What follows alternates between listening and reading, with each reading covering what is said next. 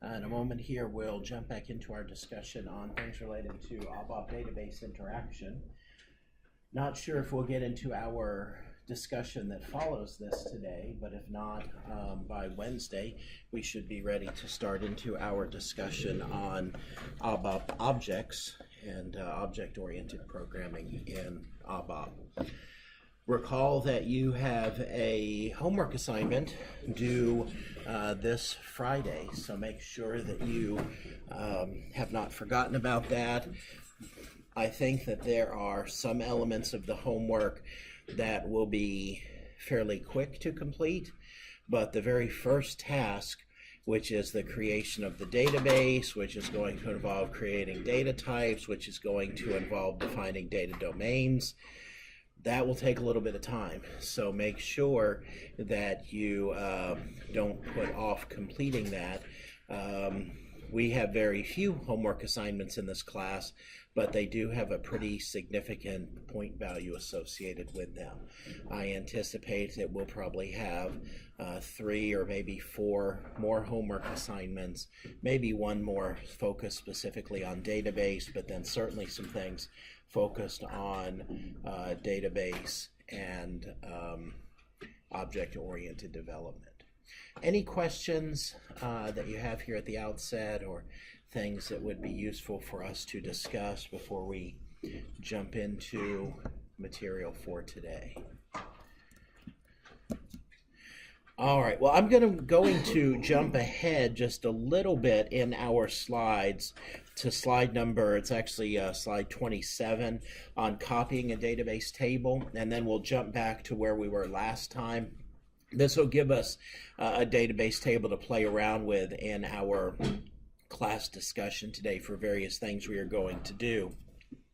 And there's a very obvious observation I'll make here, which is you have to be very, very careful when you're working, even in your sandbox environment for development, about what you do to database tables, because you can impair the ability of your system to even function correctly if you go cutting into a system database table and making modifications without knowing exactly what you are doing.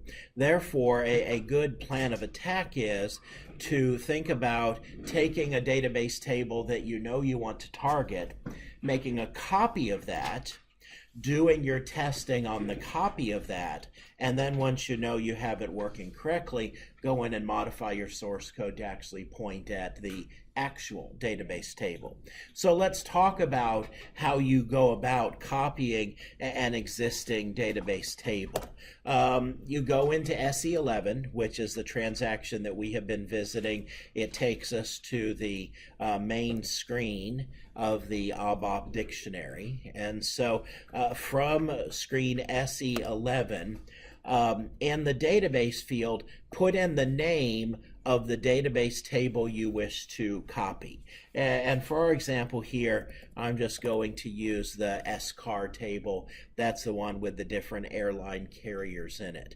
So you've used it in some homework assignments. So put that in there as your first step. And then from the pull-down menu at the top, select Dictionary Object Copy. And so Dictionary Object Copy. And so it has picked up now that you want to copy from SCAR, and the key is now to put in a different destination database name here. And remember our rule of thumb, because database names are globally, or it should be database table names are globally visible, we have to use our naming conventions. So for me, I'm going to just name this ZN001 SCAR. So it's going to copy from SCAR to ZN001 SCAR, and then I hit the check mark, and then we've got to go through this process that we've seen before of putting this into a package and putting it into a transport. So give me a second to take care of all of that housekeeping here, and ultimately When we have finished that, you'll see it says table was copied from SCAR to ZN001 SCAR, and you notice it was even nice enough to put that now in the database table field here at the top. There are a couple of very important things to note here. That new table has to be activated. It is still at this point what we have called a transparent table, which means that it exists only in the context of the ABAP dictionary, but not in the underlying DBMS. So we have to go in here now in change mode. This is kind of interesting. The logon language differs from the original language. We want to actually maintain this in English. So looks like we want to maintain in the logon language. So we're going to change the original language. And what we have to do here is actually activate this. Don't know why it's not letting me pass, so maybe I have to activate it first. So we have to activate this. And warnings occurred. We can look at the activation log and see here, but nothing here. The enhancement category for the table is missing. None of this is critical for the actual operation. You notice, by the way, that the short description here is presumably in German, and so that was the reference to the original language. And you also notice the description of all the fields here. Those appear to be German as well. Now, there's one thing to note that's very important here. If we look at the contents of this table, we will in fact see that the number of entries in this table is 0. So when you copy a table like this, all you are doing is copying the structure of the table. So you've copied the names of the fields, you've copied the data types, you've copied domain data that might be relevant for that, but the actual data in the table is not there. So you have to write a really quick program to copy the data from the source table to your new destination table. And that's a really, really short program. And so let's look at that here. And this will also give us an opportunity to review some of the things that we talked about last time. And so I'll go in and open up a program shell here. And we'll employ the technique that we talked about last time related to inline data declarations.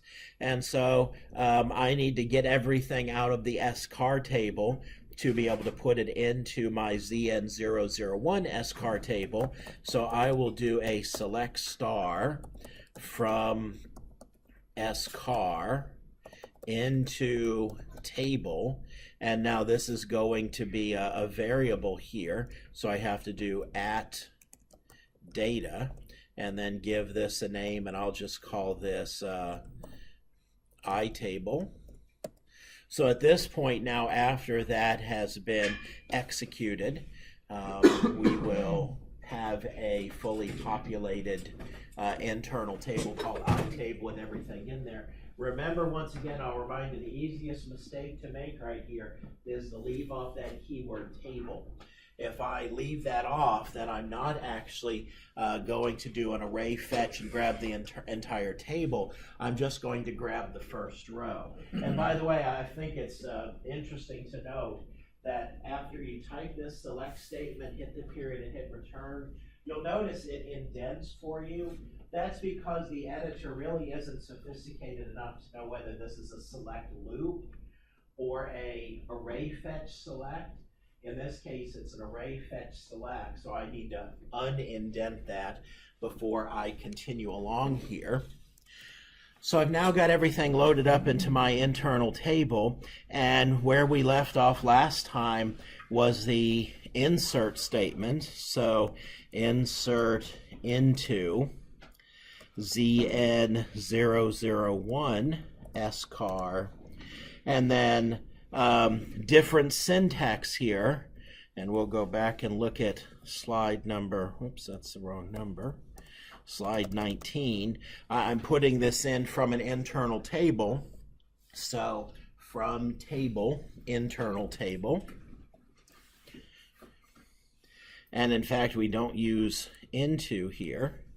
So insert ZN001 SCAR from table iTable, and then I'm going to do this, write and SYDB count records copied. I have line 10 in there kind of in lieu of any kind of error checking, because that's going to tell me if in fact this program does wind up copying any rows. So we'll go ahead and activate this and run this, and 18 records were copied. So in fact my database table now has that information in it. Any questions about this? Is this the screenshot you want from our homework, or just the code and Well, this would be a screenshot, yes. It would not be the only one, but yeah, this would be one of the screenshots. And you should format a little bit better than I did here on this one. I'm not paying much attention to indenting or other things of that sort. Now, here's a kind of a tricky question for you. This database table, ZN001 SCAR, is different from SCAR. Anybody tell me how it's different from SCAR?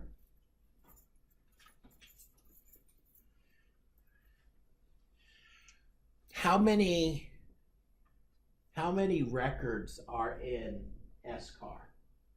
We saw, what did it tell us? That it actually copied 18 records. If I told you there were in fact far more than 18 records in SCAR,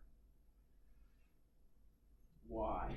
Why didn't it copy all of them? Why did it only copy 18? What's that? The mandate or whatever. Okay, it only pulled out my select statement here, doesn't have client specified.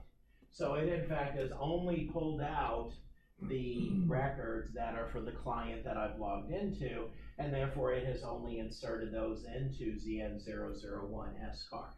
And for our purposes in this context, that's fine.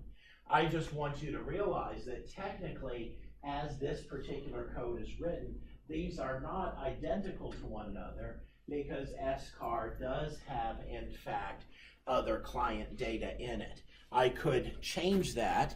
Now notice here, if I did, how would we change this? What will we have to do here? How do we tell it that we want to retrieve all of the records in the database?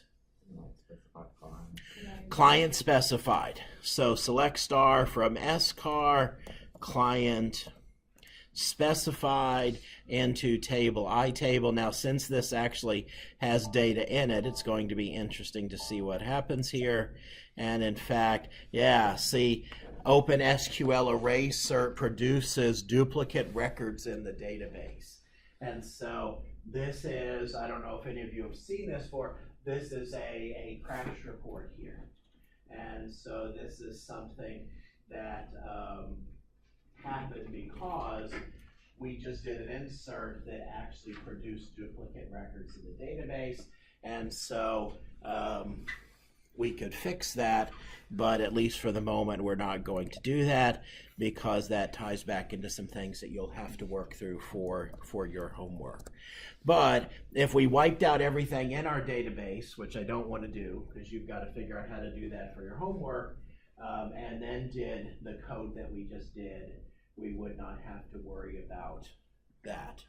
The other alternative is, if we go back here, remember accepting duplicate keys, and so that would actually stop this from crashing as well.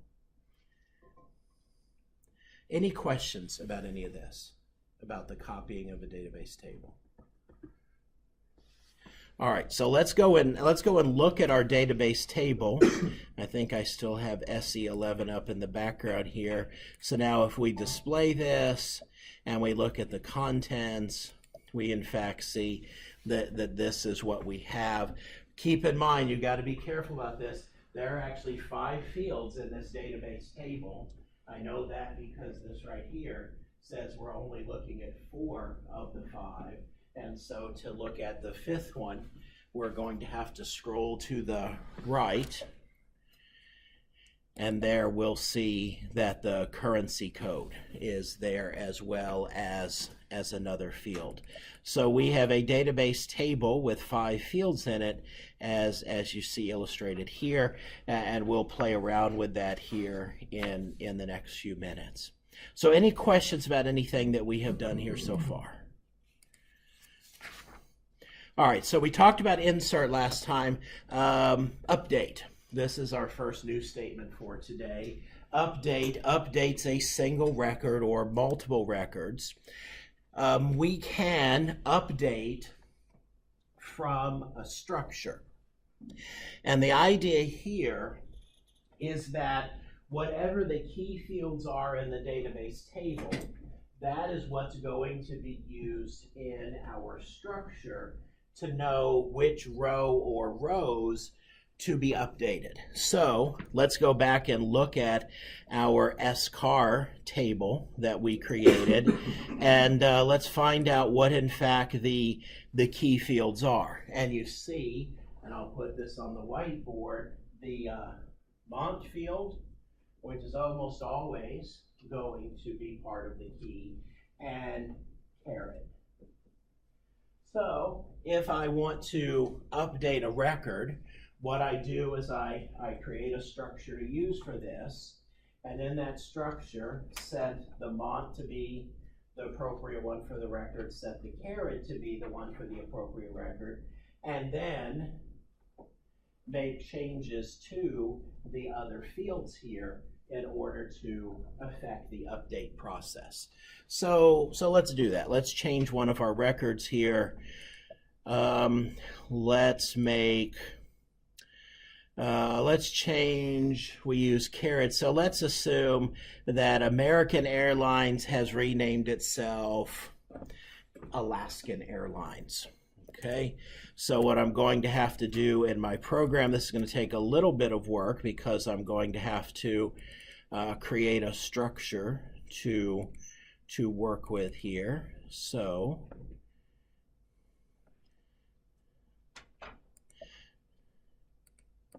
how do I'll spot you the first part of this, data structure. I'll just call it data struct type. How do I get a structure here that matches what I'm looking for in this context? What do I type here next? Is it corresponding? No, I do that perhaps in the insert process. We do that with internal tables or when we're extracting things into an internal table. But right here, I'm just trying to actually create the data object. Like, well, if I were creating the structure from scratch, I would have to say type of and go on. But there's a really easy solution to this. like line of? Like line of only works if I've created an internal table. And I have not created an internal table, so it's a good idea, but it won't work in this instance. Type card? Okay, well, caret is one of the fields in my table, so I don't think that's going to work. What's that? Okay, I could do scar, or what would really be more correct in this situation, ZN001 scar. Okay, so that should have been a really, really easy question. The way I get a structure that matches the structure of a database table line is to use the name of the database table in my type statement. So now struct has been created. So now I have to populate struct with what I am going to use here for my update. And I want to try something to see what happens here. Most of the time, we don't have to worry about the mont field. the system will manage that for us automatically. So let's just focus on the other fields here. So I'm going to set struct dash caret equal to the airline that I want to update is AA. And then I've got to look at the name of my other fields here. Car name.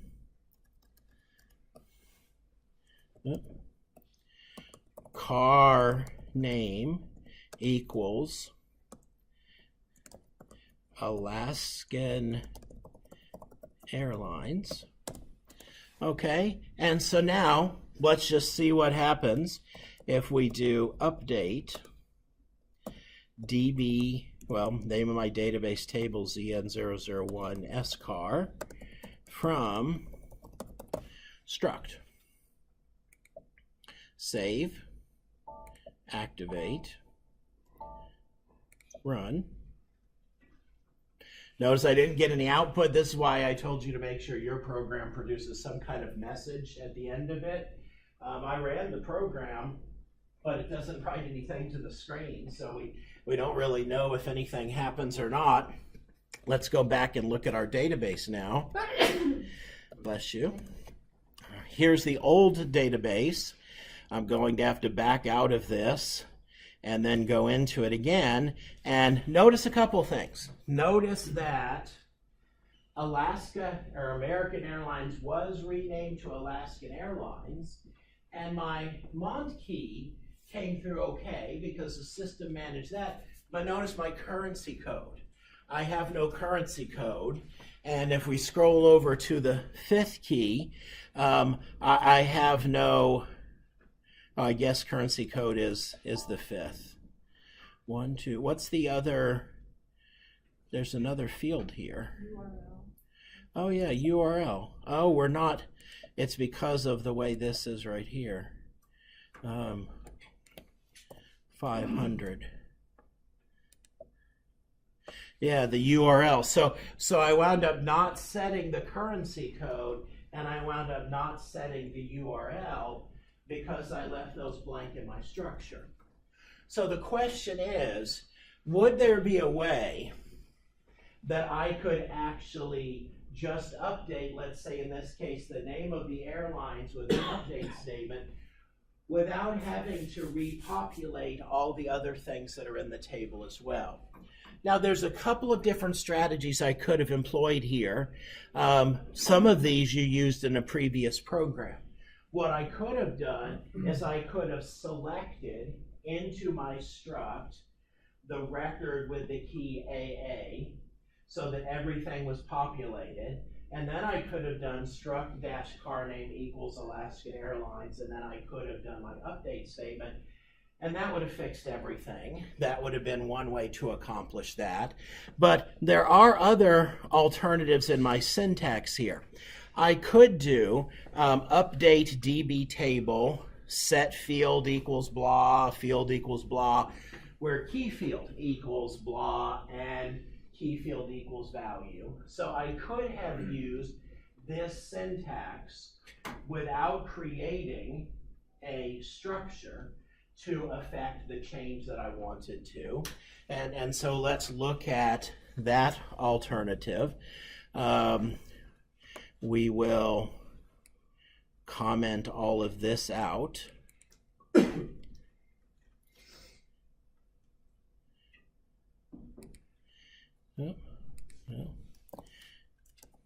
My highlighting got messed up there. And let's try this again now. This time we'll do update ZN001 SCAR set, and we'll set caret. Well, we'll do actually set car name equals, and let's pick another airline for us to mess with here. BA, we'll change that from British Airways to something else here, another B word. So car name equals, need a B word, baloney. airlines, where, and my key field here is caret equals BA. So now I'll just tell you this, although I'm not going to write it in my code for the sake of time. This is a great example where in my code now I should be checking to make sure that this actually accomplishes what I need to. So after this line of code, there should be error checking in here like we talked about previously. But we'll omit that here for the sake of time and run this as it is. And then we'll go and look at our database table. Have to back out and go back in. And there we see that BA is Baloney Airlines, and I didn't in any way affect the other fields here. I will tell you there are other options that come into play with an update statement that we will not talk about in detail at this point for the sake of time. We may come back to them later in the semester, but I want to point out, if we look at the quick index here, you'll notice the client specified syntax, which would actually allow me to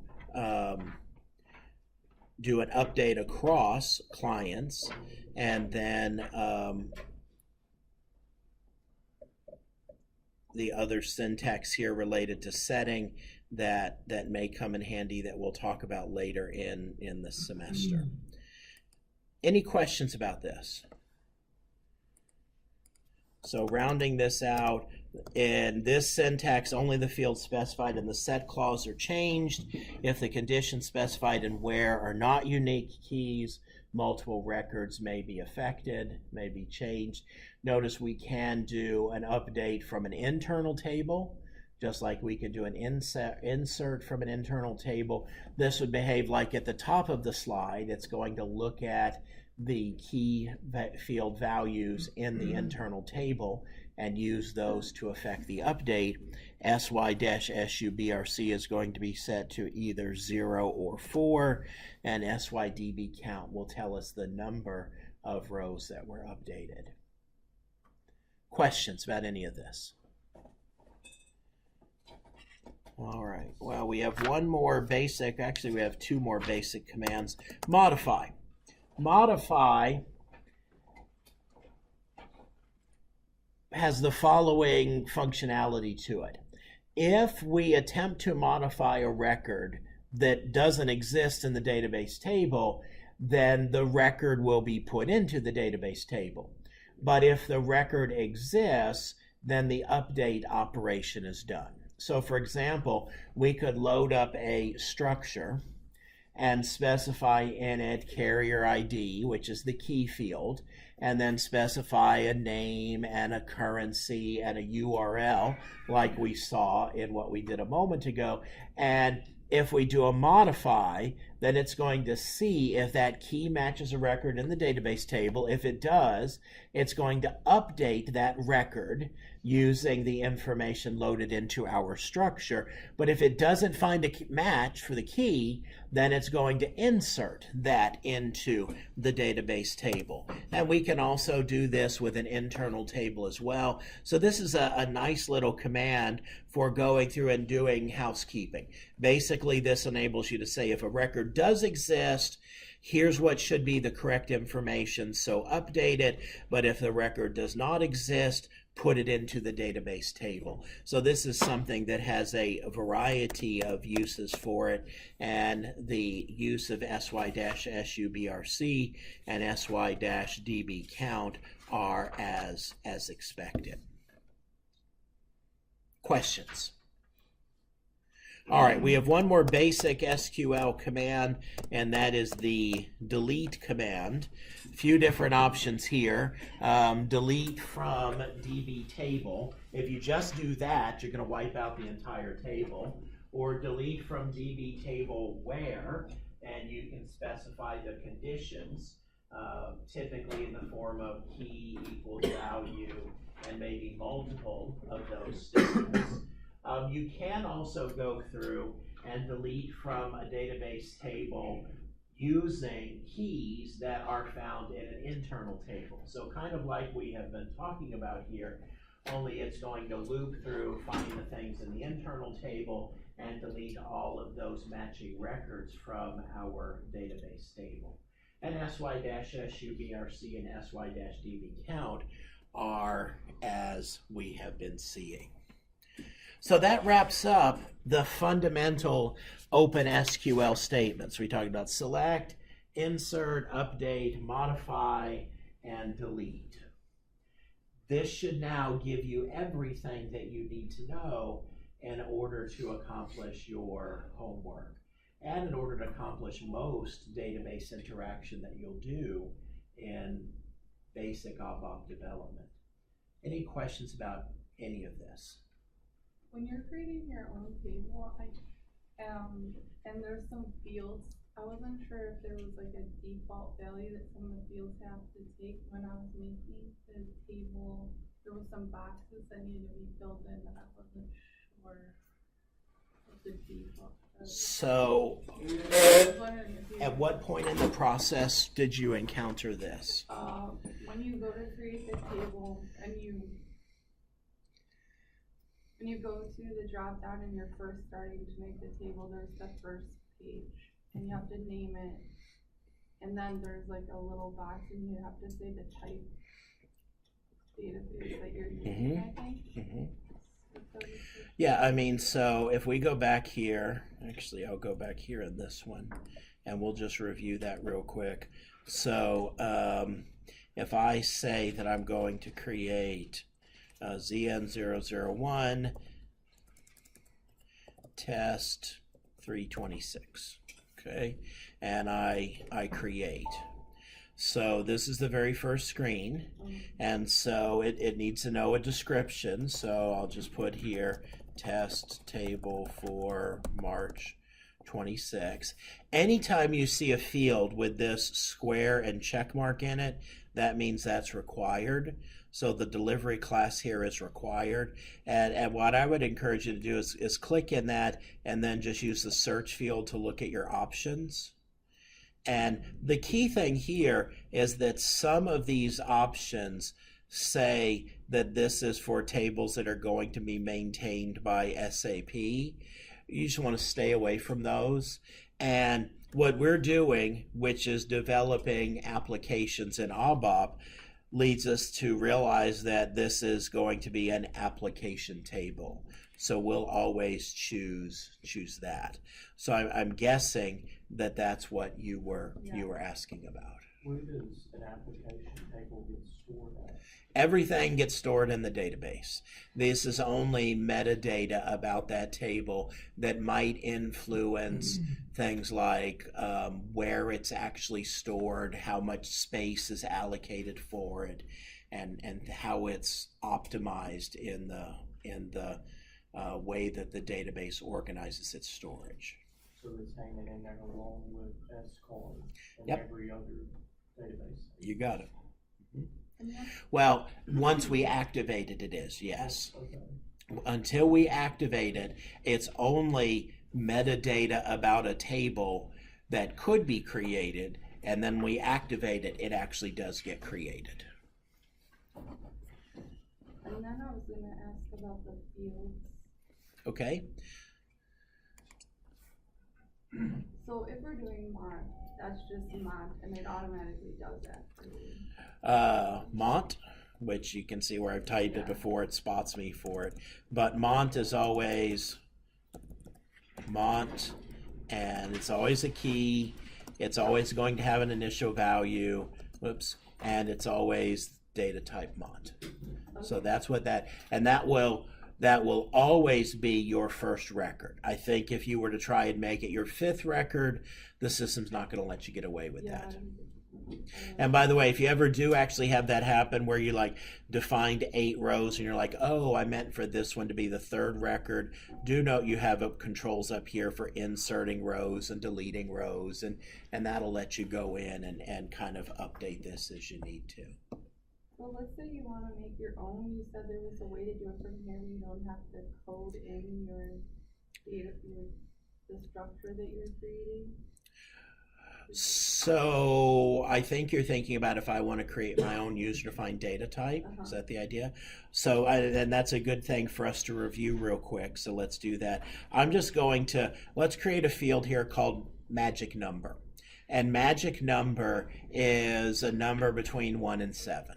Okay, so in order to accomplish that, I'm going to have to create my own data type and my own data domain. The only way I can limit values is by using a data domain. The only way I can use a data domain is to have a user-defined data type. So I'm going to have a field here called magic number. Now note, I don't have to use my username in the creation of fields. That would be really, really horrible. But when I create user-defined data types and user-defined data domains, I have to tag it with my username to avoid collision here. And we'll assume for the sake of argument that there are other fields in this table that are going to be key fields and so on. So we're just skipping over that for right now and focusing on magic number. So I'm going to create ZN001 magic type. And so what Allison was alluding to, ZN001, I'm pretty sure doesn't exist because I haven't created it before. And so in fact, when I go to save this, if I were to try and activate this right now, it's going to complain about that not existing. But I want to define it. So all I have to do is double click on this. And if it existed, it would have taken me there in what's called forward navigation. But it doesn't exist. So it says, do you want to create it? And yes, I do. And so now I'm here, and so I'm going to call this magic number type, and I have to define the domain. Well, remember, domain is how we limit values. I'm going to need to define my own domain. So ZN001 magic number domain is what I'm going to create here. That doesn't exist. No active domain blah, blah, blah is available. So I'll double click on this. I want to save what I'm working on. And so I get prompted like we've gotten prompted all semester. And now, do you want to create ZN001 magic number domain? Yes, I absolutely do. The data type here, this is going to be a whole number. So I have to find the one here that is an integer. 1 byte integer, 0 to 255 is clearly going to be sufficient because I'm going to say this can only be numbers 1 through 7. So I'll choose that. Number of characters, I'm actually only going to need 1 because this is going to be a 1-digit number. Output length is 1. Value range, whoops, got to put in my description here. These are magic numbers 1 through 7. And then I come here to value range, and this is going to be an interval where the lower limit is going to be 1, the upper limit is going to be 7, and I'll just call this the magic range. So save this, try and activate it, see if it tells me I have to do any other housekeeping. Notice in my activation it wants to activate all of these. Let's just start with activating the domain. I got a warning. Let's look at that. Output length is less than the calculated output length of 3. That's nothing I need to worry about. That's a warning, and we observe that I've limited by way of my range there to just numbers 1 through 7. So my object did activate. I'm good there. Now I go back here to, this is now my definition of my Z01 magic type. So I'll activate that. and it took that just fine. And then I back up one more time, and here I'm at my database table. And now I can, if I want to, I can activate this, and I'm going to have a database table. It might not like the fact that this database table has very poorly defined keys. So it might complain about that. Let's see here. I go to activate it, and I have more questions to answer. The database class, we always pick this first one, master data transparent table. Size category, we always pick the smallest one here because we're not going to create huge database tables. And everything else here is allowed to be left blank. So I'll continue save. I will back up and look at my activation log. Enhancement category is missing. Don't have to worry about that. These are warnings. So in fact, at this point, this database table does exist, although at the moment it has no entries in it. So that's kind of a quick review of the process of creating a database table, creating types and domains along the way. Okay? And when you say hard code the data, you mean you can just go to this table and type in the stuff, you don't have to programmatically do it? There is a way to do that, and I'm trying to remember. I've done it before, and I cannot remember.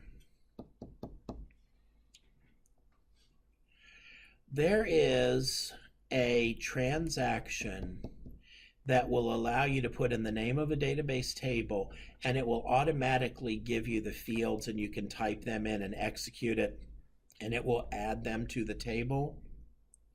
But I don't recall off the top of my head what transaction that is.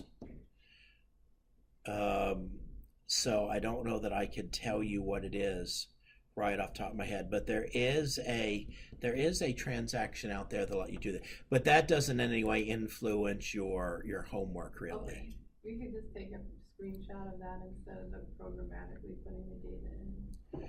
Well, no, you have to, everything we just did, you would have had to take a screenshot of after you did, and that's task one.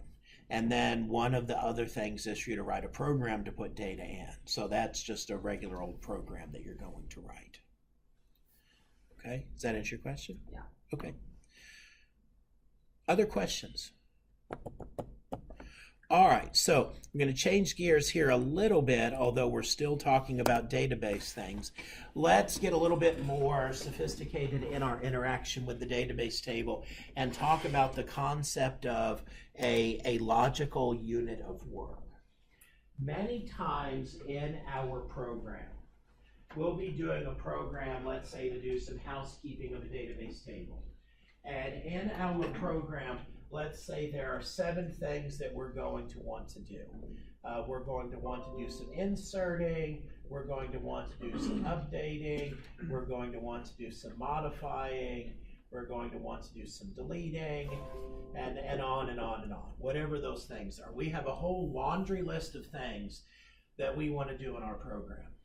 And as we look at this, and this is totally up to our decision as the developer based on our understanding of what we're trying to accomplish.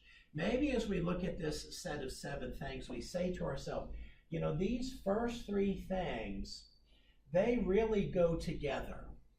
And if I do the first thing successfully and then do the second thing successfully, but run into a problem on the third thing, I don't want any of this. I want to undo what I did in 1 and 2. Or maybe I look at this and I say, you know, these 7 things, I want to be able to do all 7 of these things with success. And if on any of them I hit a problem, I want to stop and undo everything that I've done before now. But this is totally within my purview as a developer based on my understanding of what it is that I'm trying to accomplish. This is the idea behind a logical unit of work. A logical unit of work is a set of changes to a database that all goes together. And this operates in conjunction with something we talked about very briefly before, the concept of a sealed database. The implication here is that a sealed database is one that has integrity as it relates to the data that it holds. And so what this diagram here is illustrating is I have a sealed database. My database has integrity. And I want to make, according to this picture here, 3 changes. And my attitude is I want all 3 of these changes to be done with success, or I want none of those changes to be done, because they're all connected. Now, they might represent 10 different lines of code, but in terms of the logical relationship, they're all part of the same thing in my interpretation of what I'm trying to do. So this is a logical unit of work. And the idea here is that when I am working through a logical unit of work, I have the ability to, when I detect an error condition, or even if I don't detect an error condition, to stop and say, I want to abandon the work that I've been doing, and I want to roll back to the previous sealed database. The other option is for me to do all the commands in my database logical unit of work, get to a point where I say, yes, I'm happy with that, and I can then commit that. And my database returns to sealed status. The idea might be this. If I go back to my idea of there being 7 different steps that I'm trying to accomplish, maybe the first 3 go together, and then the last 4 go together. So I have a sealed database. I do the first step, I do the second step, I do the third step. Everything is good. I'm happy, no errors. I commit. And now I have a sealed database again. And then I do step 4, and then I do step 5, and I hit an error. And I say, ooh, therefore, I don't want this right here. I'm going to roll back this particular sequence and return to when the database was last sealed, which was here after statement number 3. So this is the concept of a logical unit of work and managing database commits and database rollbacks. Most OpenSQL commands will automatically commit after a period of time. So if I do an insert and then in my program go on to do other things, that insert is going to commit in the background. If, however, I want to explicitly manage rollbacks and commits, what we're going to talk about next, the following commands, give us the ability to manage this much more explicitly. So that's going to be the focus for our last few minutes together this morning. How do I roll back?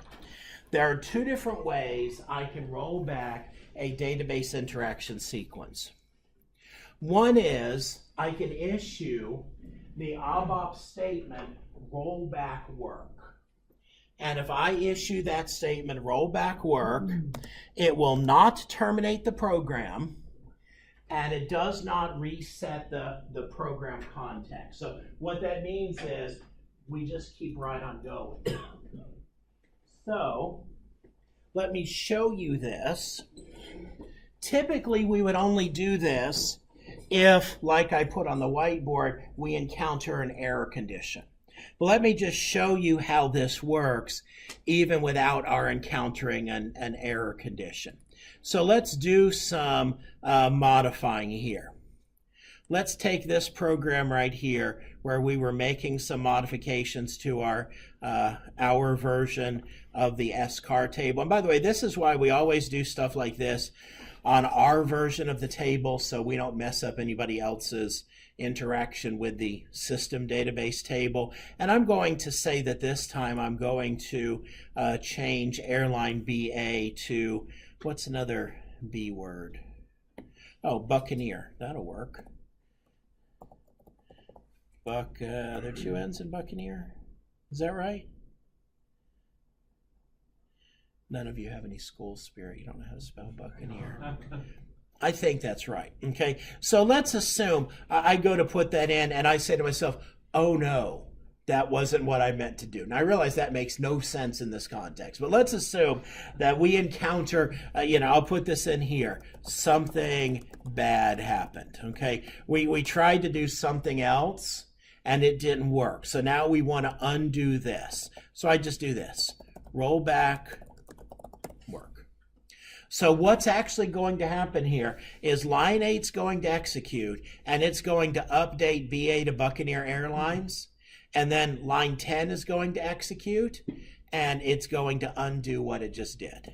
And I'm going to write out, we didn't do this last time, all done. Okay, so let's save this and activate, and run this. Okay, got the all done message. Let's go look at our database table and see what happened here. Oh, and this is EN001 SCAR display. Look at the records in here. And BA is still Baloney Airlines. Okay, so it did the update and then it saw my command and it undid it. And what I'm telling you, even though I won't write the lines of code to do this, I could have had 5 different update statements here. And as we have observed, we really should get in the habit every time we do one of these to check and see if our statement accomplished what it needed to. So maybe after we do the fourth one, we check and we find out we had an error condition, and so we roll it back, and everything is going to roll back until where it was previously committed. So this is one way that I can roll things back, which is by explicitly entering the statement rollback work. Any questions about that? The other way that I can roll things back is I can send a message of type A. Now, we haven't talked about messages this semester, so this is as good a time as any for us to talk about these, because we can use messages in a wide variety of different contexts. But if I send a message of type A, it's going to do 2 different things. It's going to roll back the work, and it's going to end my program and put me back at the where I was before in the SAP GUI. So I could have code to check and see what happened with my database interaction, and if there was a problem, I can issue a message to accomplish the rollback. So let's talk about this idea of a message. Message gives me the ability to pass information to the user of a wide variety of different kinds of messages. And the statement is the keyword message, and then in single quotes what you want the text of the message to be, and then what you want the type of the message to be. And the only really odd thing about this statement is the type is one of the 6 choices that you see here, but the type goes in single quotes as well. So let me show you how this works.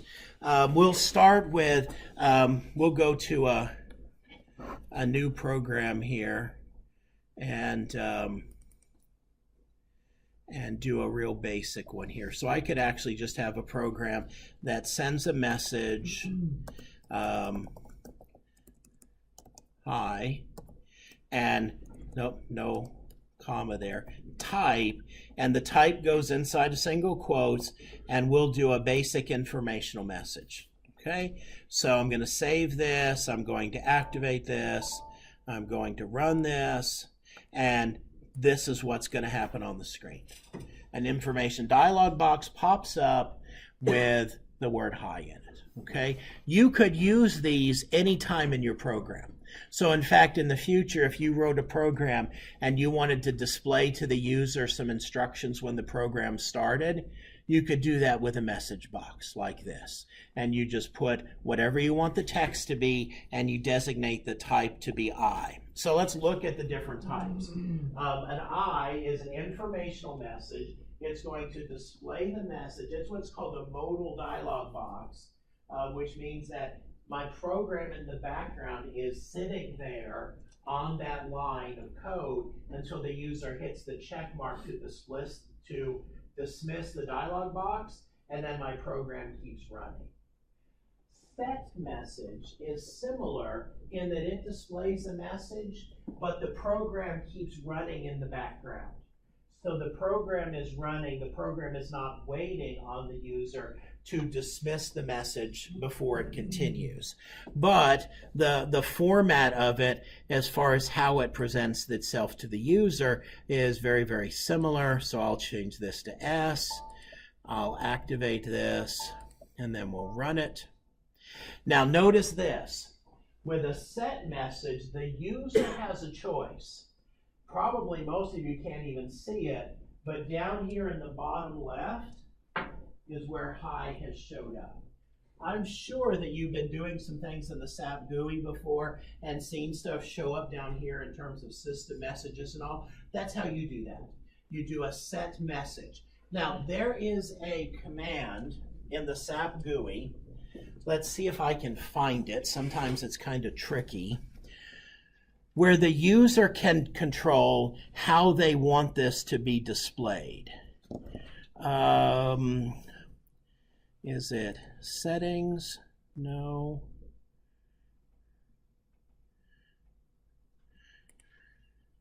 System, extras, settings. There we go. Okay. Display favorites, do not display menu, do not display picture, display technical names.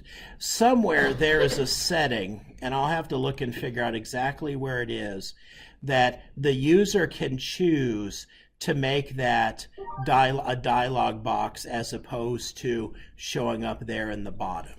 And I don't recall, I don't think it's this right here, display in a modal dialog box, but we'll change that and see if it has any effect on my program here.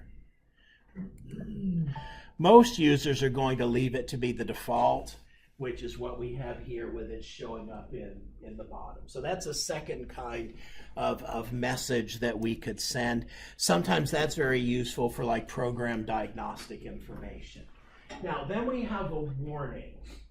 The warning is going to display a message, either the status bar or the modal dialog box, depending upon the GUI settings, and this is going to have a different symbol next to it in order to get the user to pay more attention to it. So I'll put a W here, and we will, and you notice now down in the bottom I have hi, and it has that red exclamation mark next to it. Did it change the noise too?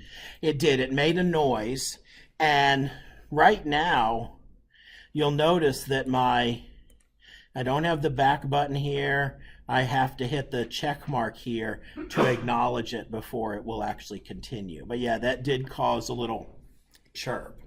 Now then we get into a little bit more powerful ones.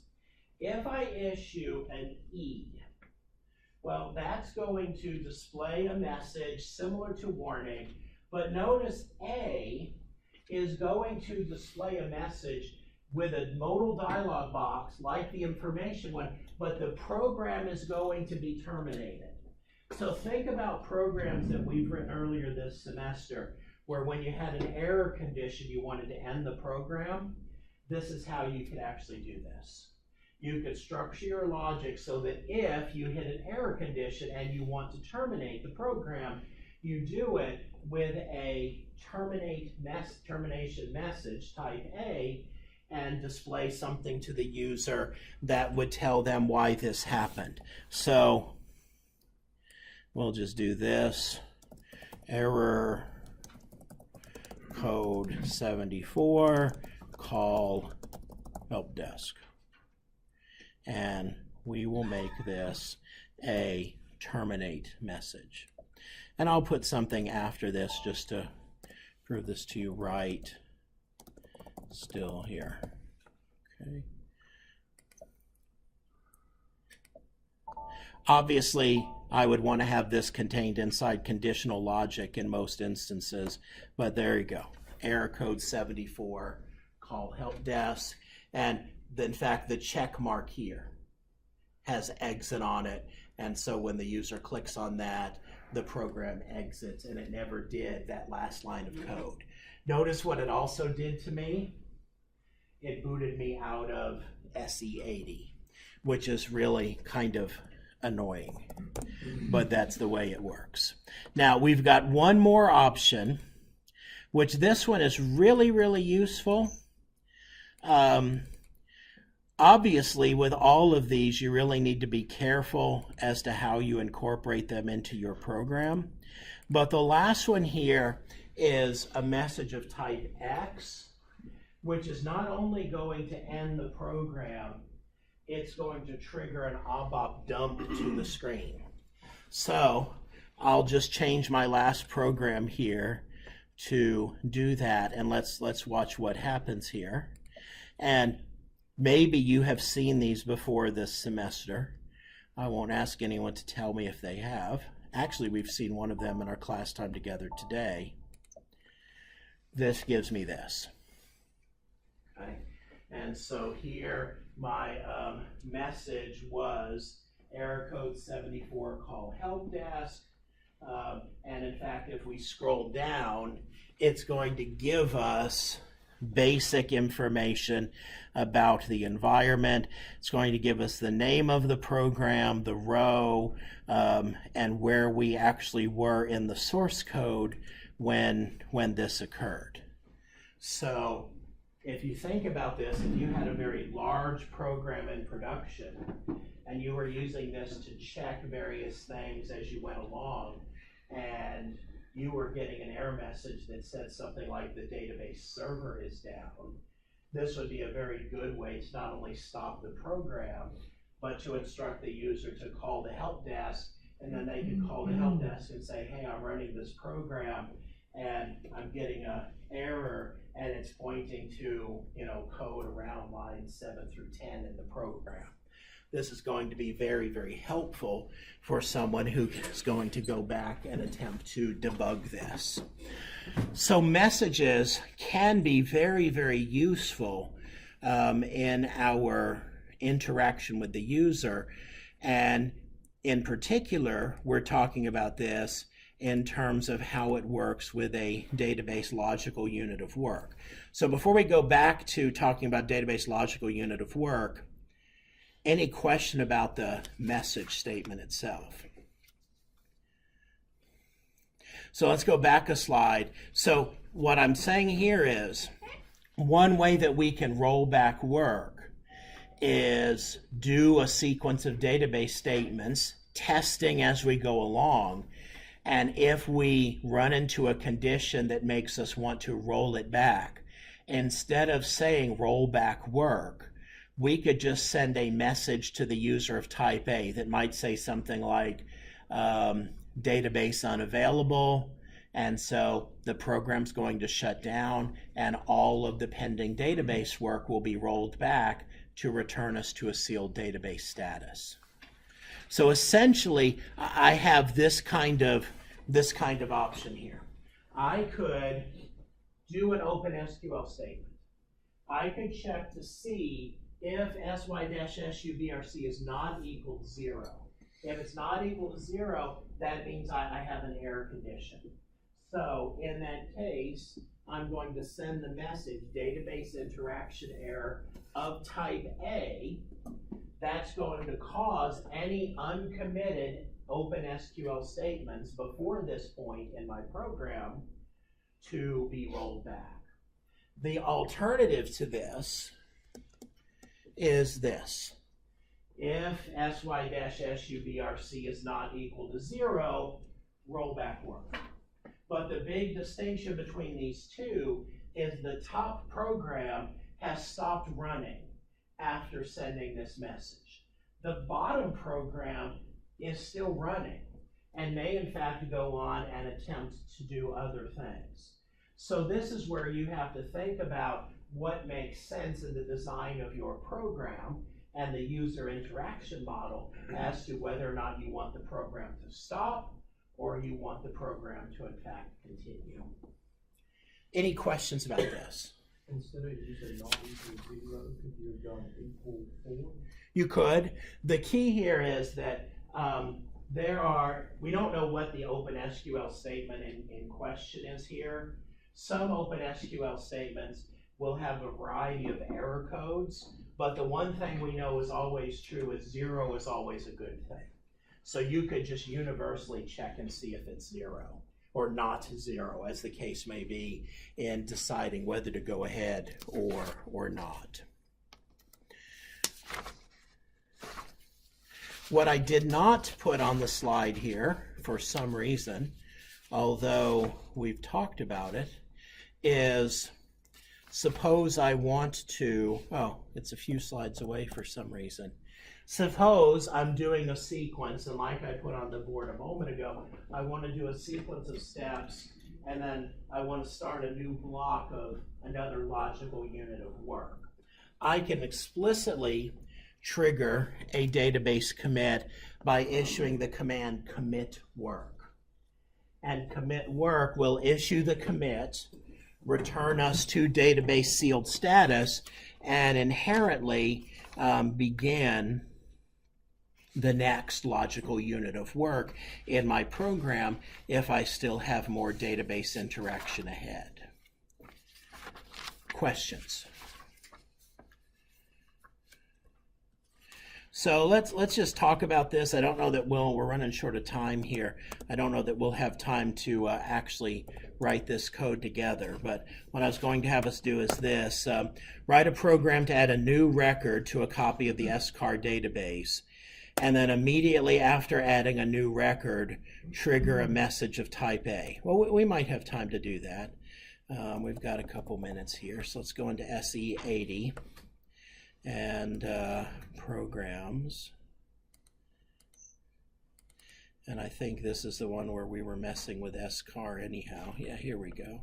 So let's do this. I want a record to match the design here. So we'll do data struct type ZN001 SCAR. And then I'll do struct and caret equals, I'm going to guess there's not an airline in there with ZZ as code, and struct dash, what's the car name? Oops, cancel. Car name equals Zanzibar Roasters. Okay, and then insert struct. And here's a good chance to review our syntax here. If we're inserting into a database table from a structure, this would have a couple different choices here. Insert struct. Actually, this is insert ZN001 SCAR from struct. But what I want to do here is, according to my slide here, trigger a message of type A to undo that. So message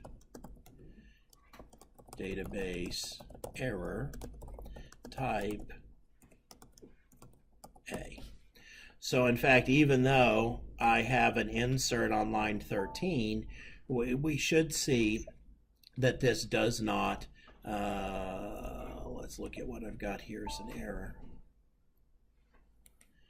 Anybody spot what my error is? Field ZN001 SCAR is unknown. Line 13. There's only one R. There we go. I think that's right. Thank you. All right, so run this, database error. My program is going to exit, so I'm back out here. But if we go back here to my ZN001 and look at the database table, let's see if Zanzibar Airlines is there, and it is not. Now let's make one more modification, and then we'll call it good for today. What if, on the other hand, we did this? Bless you. Let's find this. I think it's this one. No, this one. So, if I did this,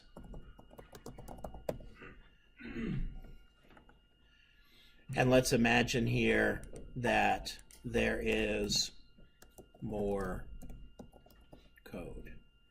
So I do the insert, I commit it, and then we do some more database interaction, and at that point then later on, I trigger the abort. Well, we still hit the abort like we expected, but now let's go look at our database table. Back out, come back in, and there's Zanzibars or roasters there at the end of my database table. So we can and should in our programs manage these logical units of work. And that's it for basic things related to database interaction in the ABAP language.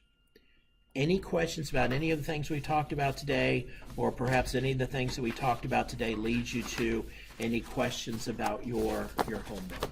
Anything before we head out? All right, when we get together on Wednesday, we're going to start talking about object-oriented ABAP programming. If you did not sign in, please make sure you do so before you head out, and I'll see you guys on Wednesday.